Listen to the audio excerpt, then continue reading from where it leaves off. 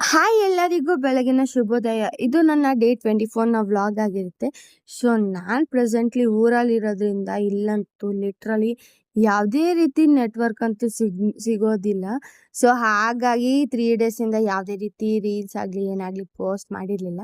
And ಇವತ್ತು ಅಂತ ಹೇಳಿದ್ರೆ ನಾನು ಊರಿಗೆ ಹೋಗಿದ್ದಿದ್ದೆ ಆಲ್ಮೋಸ್ಟ್ 35 ವರ್ಷಗಳ ಹಿಂದೆಯಿಂದ ಮಾಡದೇ ಇರೋವಂಥ ಊರ ಹಬ್ಬ ಇವಾಗ ನಮ್ಮೂರಲ್ಲಿ ಮಾಡ್ತಾ ಇದ್ದಾರೆ.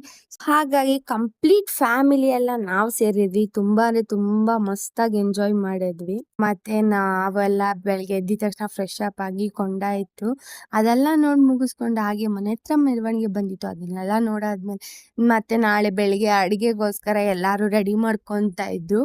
ಆ್ಯಂಡ್ ಹಾಗೆ ನಮ್ಮದು ಅಷ್ಟೆಲ್ಲ ಕೆಲಸ ಮಾಡಿದ್ಮೇಲೆ ಒಂದು ಸಣ್ಣ ಬ್ರೇಕ್ ಬೇಡವಾ ಅಂದ್ಬಿಟ್ಟು ಐಸ್ ಕ್ರೀಮ್ ಎಲ್ಲ ತಿಂದು ಮುಗಿಸ್ಕೊಂಡು ಐಸ್ ಕ್ರೀಮ್ ಬ್ರೇಕ್ ತಗೊಂಡು ಸಂಜೆ ಸರಿ ಆಯಿತು ಅಂದ್ಬಿಟ್ಟು ಎಲ್ಲ ಪ್ರತಿಯೊಂದು ಹಸುಗಳು ಎಳ್ವಾರಕ್ಕೆ ಹೊರಟಿದ್ವು. ಅಂದರೆ ಕೊಂಡಕ್ಕೆ ಹಾಕುವಂಥ ಸೌದೆ ಮೆರವಣಿಗೆ ಹೋಗಿತ್ತು, ಅದನ್ನ ಎಳ್ವಾರ ಅಂತೀವಿ. ಸೊ ಅದೆಲ್ಲ ಮುಗಿಸ್ಕೊಂಡು ಆ್ಯಂಡ್ ಹಾಗೆ ನನ್ನ ತಂಗಿದಿರಿಬ್ರು ಹಾಯ್ ಮಾಡ್ತಾ ಇದ್ರು.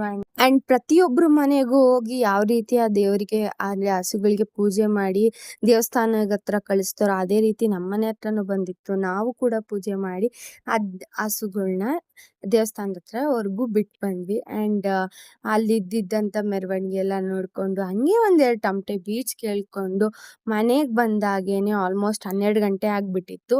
ಆ್ಯಂಡ್ ನಾಳೆ ಆರತಿ ಮಾಡೋದಕ್ಕೆ ದೀಪ ರೆಡಿ ಮಾಡಬೇಕಿತ್ತು.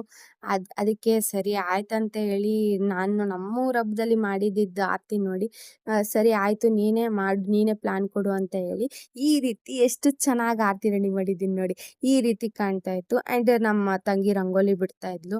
ಸೊ ಕಂಪ್ಲೀಟ್ ವಿಡಿಯೋ ಇದಾಗಿತ್ತು. ಆ್ಯಂಡ್ ಫೈನಲ್ ಆಗಿ ಯಾವ ರೀತಿ ಕಾಣ್ತಿದೆ ಅಂತ ಹೇಳಿ ಕಮೆಂಟ್ ಸೆಕ್ಷನಲ್ಲಿ ತಿಳಿಸಿ.